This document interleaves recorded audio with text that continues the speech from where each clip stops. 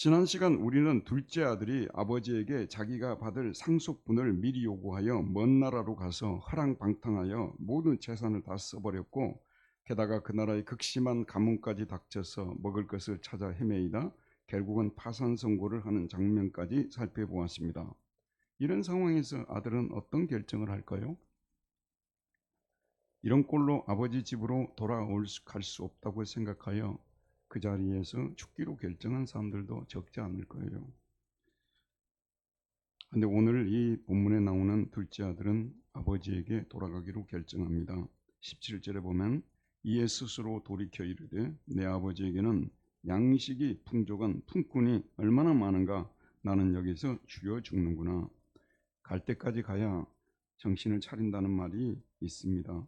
둘째 아들은 갈 때까지 갔습니다. 먼 나라에 와서 먹지 못해서 죽을 지경에까지 내몰렸으니 갈 때까지 간 것 아닙니까? 그의 육신도 죽을 지경에 놓였지만 더 큰 문제는 그의 정신이 죽을 지경에 놓였다는 점입니다. 여러분, 육신이 굶어 죽을 지경에 있어도 정신이 살아있으면 이겨낼 수 있습니다. 우리 한반도에 대해서, 우리 한국에 대해서 이야기를 할 때요, 이 작은 나라가 중국하고 일본하고 틈바구니에 끼어서 그래도 지켜냈지 않아요? 뭘로 지켜냈겠어요? 저는 정신력으로 지켜냈다고 생각합니다. 굶어 죽을 지경에 있어도 정신이 살아있으면 이겨낼 수 있습니다. 그러나 정신은 자기 스스로 살아날 수 없습니다. 아버지와 관계가 왜 중요합니까? 아버지는 정신의 양식을 공급해 주는 원천이기 때문입니다. 여러분 주변을 살펴보십시오. 여러분에게 정신의 양식을 공급해 줄 사람, 요즘 표현으로 하자면 멘토가 있습니까? 그런 사람이 한 사람이라도 있으면 우리는 어떤 어려움이 와도 이겨낼 수 있습니다. 그래서 이 둘째 아들이 굶어 죽어가는 상황에서 진정으로 깨달은 사실은 자기에게 정신의 지주였던 아버지가 없다는 것이었습니다. 그래서 그는 배가 고파서이기도 하지만 정신이 고파서 그의 정신의 지주였던 아버지에게로 돌아가고자 합니다. 둘째 아들은 오늘 본문에 보면 스스로 돌이켰다고 되어 있습니다. 이게 번역을 1887년부터 번역을 시작을 해갖고 지금까지 개정되고 또 개정되고, 그래도요 이 번역을 보면 안타까운 부분들이 있어요. 저보고 번역을 하면 더 잘할 수 없다고 제가 늘 얘기를 하죠. 번역은 반역이라고요. 정말 어려운 게 번역 작업은 확실합니다. 그런데 이에 스스로 돌이켜는 결코 좋은 번역이 아닙니다. 에이스 해 아우톤 데 엘소는 직역하면 그는 자기 자신에게로 왔다. 그는 자기 자신에게로 왔다 입니다. 자기 자신 밖으로 나갔다가 이제 다시 본래의 집으로 돌아왔다입니다. 자기 자신 밖으로 나갔다가 정신이 애출했다가 다시 돌아 나오는 과정을 서술한 사람이 프리드리시 폰 헤겔이고, 그 사람이 쓴 책이 정신행성학입니다. 딴 게 아니고 정신이 애출해서 여러 가지를 경험한 다음에 다시 돌아와 가지고 지금 현재 있는 정신을 일깨워서 더 좋은 쪽으로 가게 한다는 것이 정신행성학입니다. 그러면 그의 본래의 정신은 무엇이었겠습니까? 아버지로서 충분하고 아버지 때문에 행복하다 했습니다. 아버지로서 충분하고 아버지 때문에 행복하다. 그런데 언젠가부터 배에 헛바람이 들어와서 그는 아버지로는 불충분하고 아버지 때문에 불행하다는 생각을 했던 것입니다. 그러나 막상 아버지를 떠나 밖으로 나가봤더니 자신의 생각이 틀렸다는 것을 알게 되었습니다. 그래서 드디어 제정신으로 돌아왔다는 거예요. 자기 자신에게 돌아왔다는 것, 제정신으로 돌아왔다는 것입니다. 아버지로서 충분하고 아버지 때문에 행복하다는 제정신으로 돌아오는 저와 여러분들이 되시기를 주의 이름으로 축원드립니다. 아버지 때문에 행복하고 아버지로 충분하다. 그는 아버지 집을 드디어 그리워합니다.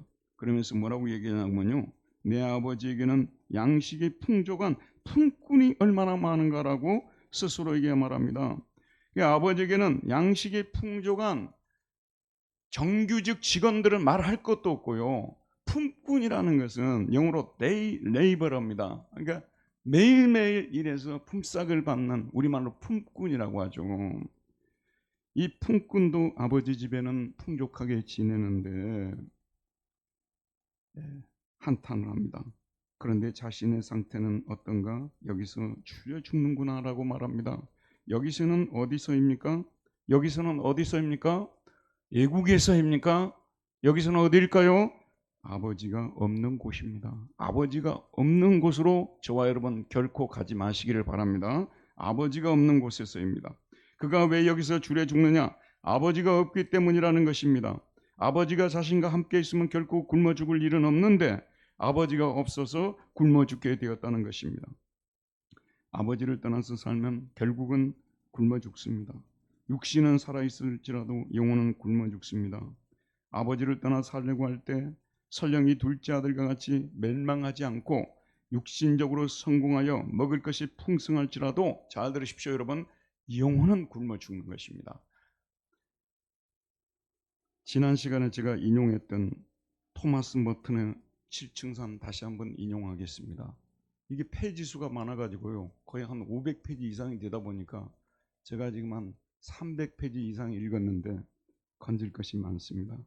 이 사람이요, 많이 방황했어요. 소위 탕자 같은 삶을 살았어요. 근데 왜 이 사람이 글을 인용하냐 그러면요, 현대판 둘째 아들의 고백이라고 저는 아주 가슴에 팍팍 와닿았어요. 이렇게 구구절절 와닿는 그런 표현을 제가 들어본 적이 없기 때문에 여러분에게 소개합니다. 나는 마침내 현대 세계의 노예가 되어버렸다. 부질없는 걱정에 완전히 사로잡혀.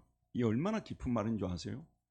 현대 세계가요, 먹고 사는데 아무 문제가 없는 데인데 부질없는 걱정을 너무 많이 하는 세대 맞잖아요. 부질없는 걱정에 완전히 사로잡혀 내게 유익을 주는 진정으로 중요한 것을 심려하거나 이해할 수조차 없게 된 것이다. 심각합니다 여러분. 이해할 수조차, 자기를 지탱해왔고 자기를 키워왔던 예전의 모든 좋은 것들을 이해조차 못하는 상황이 되었다는 거예요. 제가 이번에 어떤 권사님하고 대화를 나눈 가운데 아들이 이번에 대학을 들어갔는데 학교에서 책을 읽히지 않는다는 거예요. 그냥 유튜브 듣고 책을 안 읽힌다는 거죠. 참 이게 어떻게 된 세상인지. 그래서 결론이 뭐냐면요, 진정으로 중요한 것을 심리하거나 이해할 수조차 없게 된 것이다.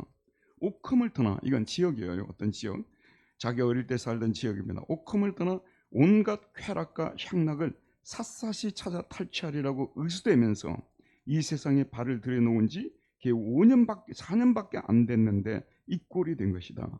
내가 의도했던 대로 다 해놓고 보니 빈털터리가 되고 오장육부까지 몽땅 털린 셈이다. 이 얼마나 어처구니 없는 일인가. 자신을 채운답시고 한 일이 자신을 텅 비게 했으니 사물을 움켜잡는다는 것이 만사를 잃는 꼴이었다. 자신을 채운답시고 한 일이 자신을 텅 비게 했으니 사물을 움켜잡는다는 것이 만사를 잃는 꼴이었다. 마지막으로 이렇게 말합니다. 쾌락과 향락을 탐닉함으로써 시르와 번민과 공포만을 얻었다. 나는 이 말을 듣고요, 읽으면서 정말 가슴을 쳤습니다. 쾌락과 향락을 탐닉함으로써 시르와 번민과 공포만을 얻었다. 오늘 현대문화가 사실은 쾌락과 향락 문화라고 볼 수밖에 없지 않습니까?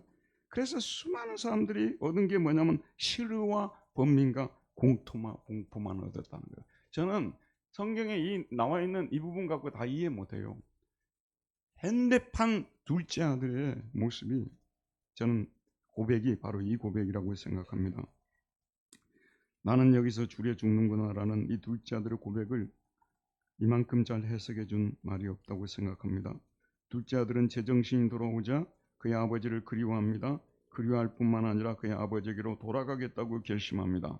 아버지가 자신을 죽이면 죽을 각오를 하고 돌아가기를 결심합니다. 18절 우리 함께 읽어보도록 할까요? 18절 읽읍시다. 시작. 내가 일어나 아버지께 가서 이르기를 아버지 내가 하늘과 아버지께 죄를 지었사오니. 여기 보면 아나스타스입니다. 이 본문에는 아나스타스가 원문에는 제일 먼저 나옵니다. 아나스타스는요, 아니스테미의 부정과거 분사형입니다. 내가 일어난 후에, 내가 지금 일어난 후에, 지금 즉시 일어난 후에 그는 먼저 자신이 현재 있는 자리에서 일어나기로 결심합니다. 그 자리에서 떠나려면 그 자리에서 과감하게 일어나야 합니다. 교회에서 시험 드는 일이 있으면요, 자꾸 교회에서 멀어지게 됩니다. 어느 순간에 이러다가 내 신앙도 잃겠구나 라는 생각이 들면 즉시 그 자리에서 일어나야 합니다. 일어나지 못하면 계속 끌려다니다가 마귀 함정에 빠져 여러분에게 지금 남아있는 신앙까지 다 잃게 되는 것입니다. 내가 하나님 앞에 잘못 살고 있다는 생각이 들면 즉시 그 자리에서 박차고 일어나야 됩니다. 우리들은 약하기 때문에 얼마든지 시험도 들 수 있고 그래요. 그러나 이것이 잘못됐다는 생각이 들고 성령께서 기뻐하지 않는다는 생각이 들면요, 즉시 그 자리에서 일어나야 됩니다. 저와 여러분 모두 이렇게 되도록 합시다. 둘째 아들은 이제 아버지에게 돌아가기 전에 아버지 앞에 뭐라고 반성문을 써야 될까? 반성문을 작성을 합니다. 둘째 아들이 아버지에게 돌아가기 전에 작성한 반성문을 우리 한번 함께 읽어보도록 하겠습니다. 자, 18절과 19절입니다. 읽읍시다. 시작. 내가 일어나 아버지께 가서 이르기를, 아버지, 내가 하늘과 아버지께 죄를 지었사오니 지금부터는 아버지의 아들이라 일컬음을 감당하지 못하겠노이다. 나를 품꾼의 하나로 보소서 하리라 하고 반성문을 쓰고라는 것입니다. 반성문은 세 부분으로 나누어졌습니다. 첫 번째가 뭐냐면요, 하늘과 아버지께 죄를 지었습니다. 하늘과 아버지께 죄를 지었습니다. 이게 첫 번째 반성문. 반성문 어떻게 쓰는가 오늘 여기 모범 답안이 나와 있습니다. 하나님과 아버지께 죄를 지었습니다. 참된 회개가 갖추어야 되는 거예요. 저는요, 여러분 얼마 전에 제가 그 율동공원을 이렇게 산책을 하는데 그동안 비가 좀 오지 않아 가지고 물도 많이 없어졌고 막 뭐가 많이 떠다니고 보기가 좋지 않더라고요. 근데 이제 한 이틀 전에 비가 많이 왔잖아요. 2, 3일 전에. 그 이후에 가보게 되면요, 깔끔하게 물도 많이 불어있고 그것들도 없어지고 그러는 것처럼 저는 지금까지 신앙생활 하면서요, 회개를 통해서 오는 기쁨보다 더 큰 기쁨이 없더라고요. 진짜 여러분, 회개를 통해서 주어지는 은혜가 얼마나 큰 은혜인지, 회개가 우리에게 가져다 주는 것은 값으로 환산할 수도 없을 정도예요. 그런데 많은 분들이 죄송합니다만은 회개를 똑바로 못해요. 자기가 회개가 뭔지도 모르는 거예요. 회개는 두 가지 차원을 가지고 있어야 돼요. 먼저 하나님 아버지께 죄를 지었습니다. 하나님 아버지께 용서를 빌어야 됩니다. 저는 이 부분을 보면서요, 이 가정이 예수 믿는 가정이었다고 생각해요. 오늘 식으로 말하자면 예수 믿는 가정이에요. 아버지가 이 아들을 예수 안에서 교육을 시키고 키웠다고 생각이 들어요. 그러니까 지금 이 어려운 상황에서요, 여러분 잘 보세요. 자기가 누구에게 죄를 지었다고요? 하나님 아버지께 하늘에 죄를 지었다고 말하는데 하늘을 향하여 죄를 지었다. 여기는 이 누가복음은 이방인들을 대상으로 쓰기 때문에요, 하나님이라고 하지 않고 하늘이라고 씁니다. 똑같습니다. 하나님 아버지를 향하여 죄를 지었습니다. 이것이 첫 번째 대목입니다. 두 번째가 뭐냐면 아버지께 범죄했다 그랬습니다. 하나님 아버지께 범죄했고 아버지를 심히 고통스럽게 만들었다는 것에 대해서 용서를 빌어야 되겠다고 이렇게 반성문을 씁니다. 용서를 빕니다 라고 반성문을 씁니다. 저는요, 여러분도 혹시 기억나세요? 예전에 이창동 감독의 유명한 작품 기억나시죠? 영화요. 전도연, 송강호 주연의 밀양 기억나시죠? 밀양.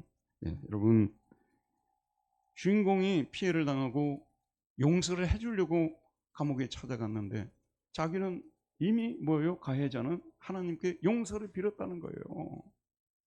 그 용서받았다는 거죠. 당신에게 내가 왜 용서를 비냐고 이렇게 나오지 않습니까? 여러분, 이런 회개가 사실 우리들의 회개 속에도요, 소위 말해서 정포음의 회개, 정직한 회개, 정말 하나님이 기뻐하는 회개, 이걸 복음적 회개라고 하는데요, 이런 회개가 나의 잘못된 행위를 통해서 하나님 아버지의 영광을 땅에 떨어뜨렸다는 생각 때문에 괴로워하고 내가 목사가 돼가지고 장로가 돼가지고 이 모양 이 꼴 받게 되지 않을까, 왜 이런 엉터리 같은 행동을 했을까 하면서 가슴을 치고 회개하는 이 회개가 진정한 회개입니다. 이런 회개는 우리에게 많은 좋은 것들을 가져다 주는 줄 믿습니다. 그 다음에 두 번째 뭐냐면요, 자기가 이제 돌아가면 아버지, 제가 아들로서의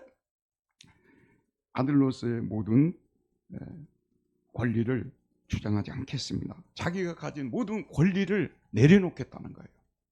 자기가 돌아가서도 이제 돌아왔으니까 돌아왔다는 것을 내세워가지고 자신의 본래의 자리를 되찾겠다는 그런 생각하지도 않습니다.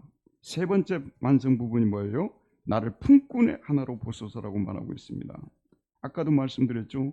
하루 일당 받는 품꾼입니다. 그러니까 정규직도 아니에요. 하루 일꾼 받는 품꾼으로 자를 써달라고 이 반성문을 쓰게 되는데, 저는 모든 우리 하나님 안에서의 반성문에 모범이 되는 반성문이라고 생각해요. 이 세 요소를 갖추었다는 것이 모든 반성문에 모범이 된다고 생각해요. 여러분, 반성문이 영어로 뭡니까? 반성문이 영어로 글로벌입니다. 글로벌. 찬에게 무슨 뜻이야? 글로 벌 받는 거예요. 글로 벌 받는 거. 우리 장로님이 말씀하신 것을 가슴에 담아서 여러분에게 말씀드립니다. 하나님 아버지 앞에서 하나님과 아버지께 죄를 범했습니다. 제가 아들로서의 특권을 해놓겠습니다. 하루 품삯을 받는 그런 노동자들 중 한 사람으로 여겨주십시오. 자, 여러분, 진짜 반성을 하면요, 그냥 이후에 그 전개되는 그 모든 내용은요, 이 부분을 전제로 하고 읽어야 되는 거예요. 어떤 사람이 회개했다 그러잖아요. 딱 얼굴을 보면 진짜 회개한 사람인가 가짜한 사람인가.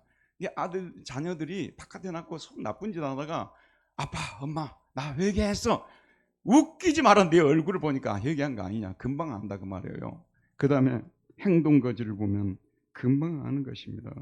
이 부분을 잘 보면서 뒷부분을 이해가 됩니다. 자, 이에 일어나서 아버지께로 돌아가니라 카이 아나스타스 엘손 프로스톤 파테라라고 했습니다. 그리고 아나스타스 즉시 일어난 거예요. 즉시 일어나서. 반성문 100번 쓰면 뭐합니까 여러분? 즉시 일어나야 돼요.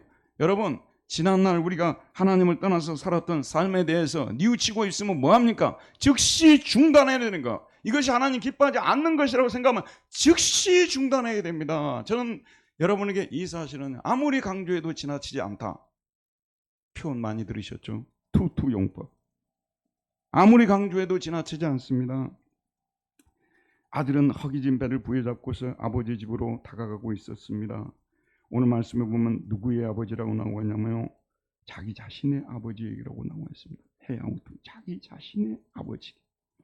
여러분, 기향이라고 여러분 많이 들어보셨죠? 기향들 많이 합니다. 진정한 기향은요, 서울 살아보니까 돈 벌어봤자 다 반값으로 지출되고 먹고 사는 것으로 지출되고 모이는 것도 없구만.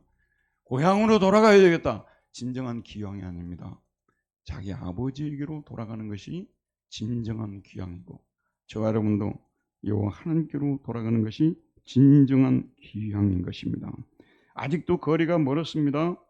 20절에 보면 아버지가 그를 보고 측은히 여겨 달려가 목을 안고 입을 맞추니, 아버지가 아직도 거리가 먼데 아버지가 이 둘째 아들을 보았다고 말하고 있습니다. 에이덴, 보았다고 보았습니다. 아버지는 아들이 돌아오기를 날마다 기다리고 있었던 것입니다. 애타게 기다렸기에 아직도 상당한 거리가 있었지만 아들을 볼 수 있었습니다. 아마 다른 동네 사람이 보았다면 결코 보이지 않았을 것입니다. 아버지가 어떻게 볼 수 있었을까요? 안경을 쓰고 있었어요.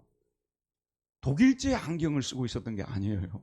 제가 독일에 살면서 내 소원이 독일제 안경 한번 써보는 거였어요. 그런데 이게 비싸가지고 쓸 수가 없어요. 독일제 안경을 못 쓰고 왔는데, 독일 갈 때마다 독일제 안경 좋다는 것은 알아요. 아니면 팔레스타인 지방에서 만들어낸 최고의 그 안경업자가 만들어낸 그런 안경 아닙니다. 이 아버지가 쓰고 있었던 안경은 사랑의 안경이었던 것입니다. 사랑의 안경. 사랑의 안경을 쓰고 있으면요, 멀리 있어도 알아볼 수 있는 거예요. 여러분, 멀리 있어도 금방 다 이렇게, 우리도 그렇지 않습니까? 사랑의 마음을 가지고 있으면요, 누가 딱 들어오게 됩니다. 내가 너무나 사랑하는 사람이잖아요. 누가 딱 들어오게 되면 머리부터 발끝까지 금방 스캔해 버립니다. 맞죠? 사랑하는 사람에게는 다 보이는 거, 허리띠는 뭐하고 왔고, 넥타이는 뭐하고 왔고, 오늘 넥타이가 이거 하고 온지 아직도 모르고 계신 분 계시죠? 저를 사랑하지 않기 때문에 그래요. 사랑하게 되면 바로 보여요. 또 보자마자 바로 딱 보이는 사람이 또 한 사람이 있어요. 빚쟁이, 빚 받으러 온 사람. 딱 보면 이 집에 가져갈 것이 스캔이 됩니다. 이 아버지는 사랑의 안경을 쓰고 있었기 때문에 아직도 멀리 떨어져 있었지만 아들을 볼 수 있었습니다. 아들을 보내놓고 단 하루도 빠짐없이 아들을 위해서 기도하고 아들이 올 수 있는 길목에 서서 아들을 기다리는 아버지를 생각해 보십시오. 어제 제가 설교를 작성할 때요, 이 부분을 쓰면서 갑자기 가슴이 뭉클해졌습니다. 네. 아직도 거리가 먼데 아버지가 그를 보았다. 네, 너무도 잘 알고 있는 내용이지만 이 구절을 대하니까 갑자기 가슴이 뭉클해지고 그러더라고요. 이 비유에 나오는 아버지가 저와 여러분의 나의 아버지라는 생각이 드니까 그런 생각이 들었지 않겠습니까? 그의 아버지가 그 자신을 알아보았대, 아들을 보았다입니다. 그리고 뭐라고 나옵니까? 그리고 측은히 여겨라고 나오는데, 이 측은히 여겨가 에스플랑크 니스테라는 히라보입니다. 에스플랑크 니스테. 근데 스플랑크나를 찾아보면요, 스플랑크나가 뭐냐면 내장, 창자, 심장을 뜻합니다. 내장, 심장, 창자를 말합니다. 그러니까 에스플랑크 니스테라는 것은요, 자신의 속에 있는 오장육부가 찢어질 정도로 진동을 할 정도로 강한 연민이 일어났다는 것입니다. 측은히 여겼다는 말이 그런 뜻입니다. 여러분도 저도요, 그냥 아들이 자녀들 키울 때 모든 애들이 다 이렇게 그냥 잘 이렇게 성장하지 않지 않습니까? 방황하는 자녀도 있고요, 그래서 집을 뛰쳐나가는 자녀도 있고요, 엉망진창이 돼가지고 들어올 때요, 쫙 말라가지고 엉망진창으로 올 때 어떤 생각이 듭니까? 이놈 죽여야 되겠다는 생각이 듭니까? 그냥 가슴에서 강한 연민이, 그냥 이 속이 막 뒤틀리고 통증을 느낄 정도로. 여러분, 이거는요, 부모가 되어봐야만 알 수 있는 대목입니다. 그래서 그 다음에 하는 행동이 무엇이냐면 달려갔다고 되어 있습니다. 드라몬이라고 되어 있는데 이 원형이 트랙혼입니다. 여러분 잘 아는 트랙혼. 이거는 트랙을 밟는다는 얘기예요. 그러니까 지금 육상 선수가 트랙을 따라서 막 세차게 뛰어나가듯이 달려나가서 그 아들을 맞이하는 거예요. 이 장면을 한번 생각을 해보세요. 이걸 이제 만드는 사람들이 어떻게 만드는지 모르지만 이 원문의 뜻대로 하자면 강하게, 보통 런이라는 단어도 있지만 러시라는 단어가 있어요. 그냥 강하게 돌진하는 것을 말합니다. 그냥 자식을 보고 여기에 막 돌이 있든지 뭐가 있든지 개의치 않고 강하게 돌진하는 그런 아버지의 모습을 보여주고 있습니다. 그 다음에 목을 안았다고 하는데요, 목을 꽉 끌어안고라고 볼 수 있습니다.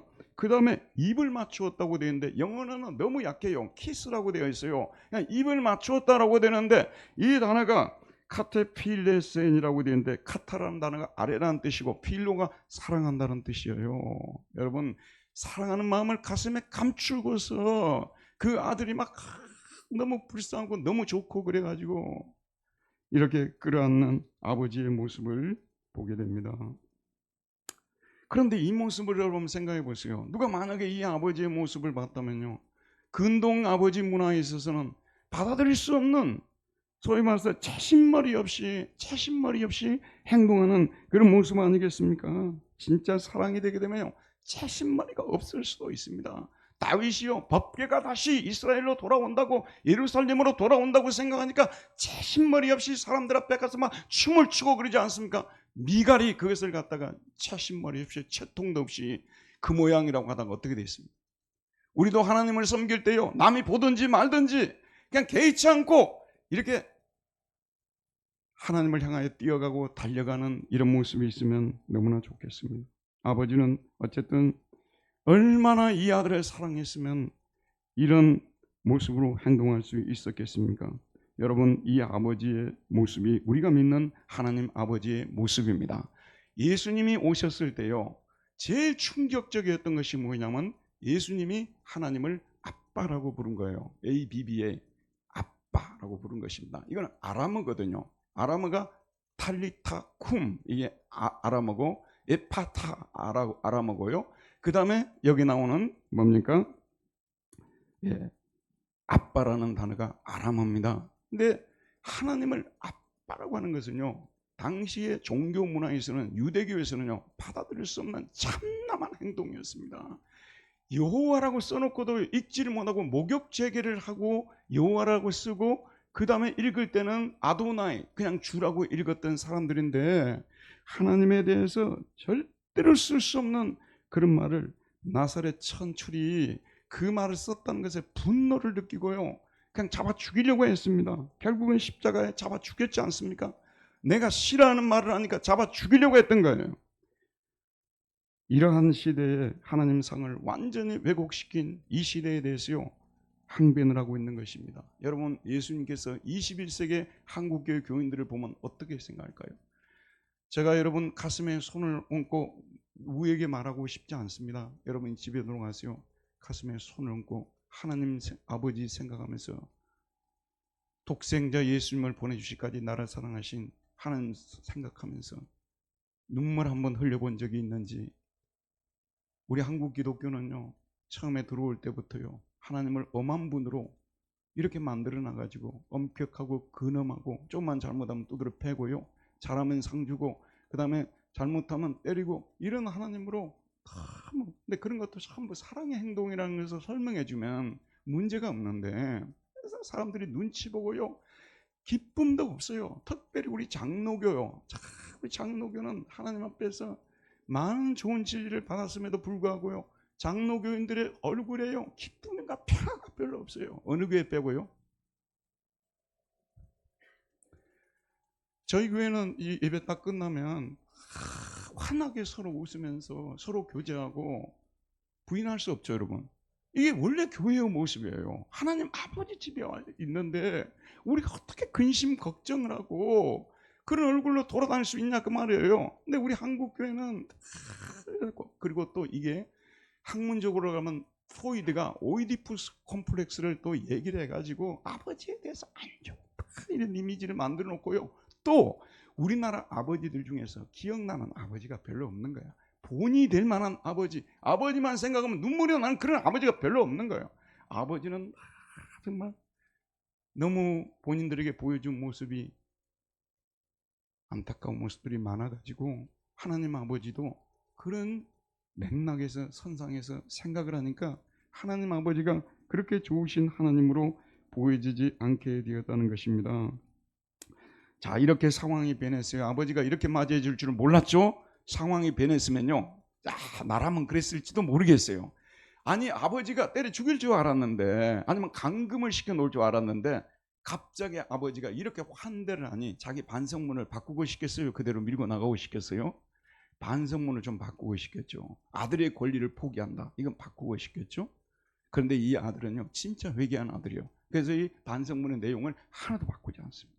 근데 여기 보게 되면, 자, 우리 한번 읽어보도록 할까요? 21절을 같이 한번 읽읍시다. 시작. 아들이 이르되 아버지, 내가 하늘과 아버지께 죄를 지었사오니 지금부터는 아버지 아들이라 일컬음을 감당하지 못하겠나이다. 반성문 쏘은 대로 했죠. 근데 하나가 빠졌죠. 뭐가 빠졌습니까? 내용 한 가지가 빠졌죠. 품꾼으로 살겠습니다, 이게 빠졌죠. 빠진 게 아니고요, 이 말을 하려고 하는데 아버지가 스톱을 시킨 거예요. 아버지가 할 얘기 필요가 없는 거예요. 정식 아들인데 뭐 그런 얘기를 할 필요가 있겠습니까? 그러면 정식 아들이라는 것은 아버지가 볼 수 있는 걸 입으로 100마디 하는 것보다요, 행동으로 보여줘야 돼요. 그래서 첫 번째, 아들의 신분을 회복시켜 주었다는 것을 나타내기 위해서 뭘 갖다 주라고요? 옷을 갖다 입히라고 말하고 있습니다. 두 번째, 가락지는 뭘 상징합니까? 가락지는 권위, 권세를 상징하잖아요. 아버지의 권세, 아들의 권세를 다시 회복시켜 주겠다는 뜻이고, 신발을 신긴다는 것은 무슨 의미입니까? 자유인이라는 거 아니겠습니까? 이제 너는 예전과 똑같은 사람이다. 똑같은 아들이다. 예전에 우리가 이 땅 따먹기 이런 것이 있어요. 그러면 이 빨리 가가지고 이 나무 막대기로 딱 이렇게 치면서 여기 내 땅이야 딱 이렇게 하지 않습니까? 그러듯이 표식을 내주는 거예요. 이 아들은 정식 내 아들이니까 옷을 통해서, 링을 통해서, 그리고 이와 같이 신발을 신겨줌을 통해서 아버지의 아들이라는 것을 표식을 해주는 이 아버지의 사랑을 생각할 때, 자, 이렇게 해놔야요, 집에 있는 종들이 깔보지 않아요. 정식 아들이 되었으니까 뒷담화 같은 거 하지 않아요. 이렇게 해놔야지. 이렇게 해놓지 않고, 여러분 옷도 입히지 않고, 링도 끼워주지 않고, 신발도 신겨주지 않고, 아, 너를 받아준다, 전 정식 아들, 아무리 100번 이야기해도 소용이 없는 거 아니겠습니까? 그래서 이 아버지는 정말 주도 면밀한 아버지예요. 심지어는 돌아왔을 때 어떻게 해야 될지 매뉴얼을 정해놓고 행동하는 아버지 같습니다. 그 다음에 이 아들이 돌아왔습니다. 그러면 어떤 일이 벌어지겠습니까? 주변에 있는 이웃 사람들에게요, 지금까지 욕을 바가지로 얻어먹었던 아들 아닙니까? 저 집을 망쳐놓은 아들이고요, 온갖 욕을 다 퍼부었을 것입니다. 소위 말해서 바깥에가 생활을 할 수가 없어요. 그래서 이 아버지가 매뉴얼에 따라서 이웃과의 관계를 다시 본래의 상태로 되돌려 놓기 위해서 무엇을 하는지 한번 보도록 하겠습니다. 23절 24절 마지막으로 한 번만 읽읍시다. 시작. 아버지는 종들에게 이르되 제일 좋은 옷을 내어다 입히고 손에 가락지를 끼우고 발에 신을 신기라. 그리고 살찐 송아지를 끌어다가 잡으라. 우리가 먹고 즐기자. 이 내 아들은 죽었다가 다시 살아났으며 내가 잃었다가 다시 얻었노라 하니 그들이 즐거워하더라. 이 이웃과의 관계를 회복시켜 가지고 예전 그대로 그 존경을 받으면서 그 명예를 가지고 살도록 섬세하게 배려하는 아버지의 모습이 나타났어요. 여러분, 이게 가만히 얼른 보면 그냥 이야기인 것 같은데 이야기가 아니라니까요. 엄청난 메시지들이 여기에 들어가 있어요. 우리가 세상에서 방황하고 하나님의 영광을 아무리 땅에 떨고 그래도요, 다시 돌아오게 되면 아버지는 즉시 이와 같이 저와 여러분의 상태를 본래의 상태로 되돌려 주시는 아버지라는 말씀이 되는 것입니다. 여기서 우리가 주목해야 될 마지막 부분은요, 이 내 아들은 죽었다가 다시 살았으며 살아났으며 내가 잃었다가 다시 얻어노라. 이 위에 드라크마 비유가 나와요. 드라크마를 잃어버렸는데 그걸 찾아간 사람의 기쁨이 얼마나 컸겠느냐. 예수님이 이 비유를 하고 바로 이 비유가 이어지고 있거든요.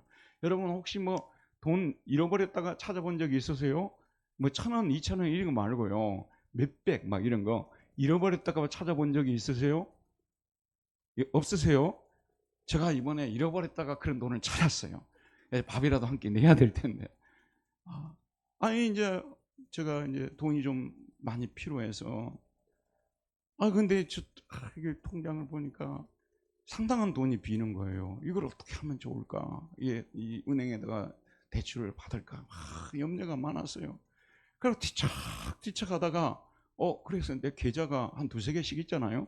그래서 혹시 하고 그냥 한번 다른 계좌를 이렇게 열어봤는데 내가 원하는 그 돈이 딱 들어있는 거예요. 그 사이에 하나님께서 천사를 통해서 보내주셨는지 모르겠어요. 그때 그 기쁨, 여러분, 이 잃어버린 돈 얼마 되지도 않는 것도요, 잃어버렸다고 생각해다 다시 되찾았을 때 그 기쁨이 얼마나 크겠습니까? 하물며 사람의 가치는 자본주의가요, 여러 가지 좋은, 소위 말해서 편안함과 안락함, 여러 가지 좋은 것들을 가져다 주었어요. 그런데 참 이것이 사람을 금으로 만들어버리는, 소위 사람을 그냥 이 계산으로 매기는 이런 잘못된 문화를 가져다 주었어요. 그래서요, 좀 세상적으로 스펙이 좋고 성공한 사람들은요, 값이 어마어마하게 나가는 사람처럼 대하고요, 그렇지 못한 사람들은요, 저나 여러분 모두가 그럴 수 있어요. 여기에서 빠져나갈 사람 한 사람도 없습니다, 여러분.